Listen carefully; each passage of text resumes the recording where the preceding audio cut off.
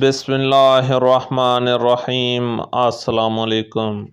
رزق حلال ہماری ضرورت ہے اور رزق حلال اللہ رب العزت ہی عطا فرماتے ہیں۔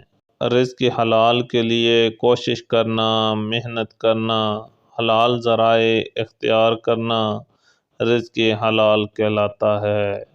ناظرین، ہمیں یہی کوشش کرنی چاہیے کہ اللہ تعالی ہمیں جو بھی رزق عطا فرمائیں وہ حلال کا رزق ہو۔ حلال کے رزق میں بے حد برکت پائی جاتی ہے۔ وظیفہ کچھ اس طرح ہے کہ آپ نے باوضو ہو کر کسی بھی دن کسی بھی ٹائم اللہ یبسط الرزق لمن یشاء، اللہ یبسط الرزق لمن یشاء، اللہ یبسط الرزق لمن یشاء۔ آپ نے اس آیت کریمہ کو 7 بار پڑھنا ہے۔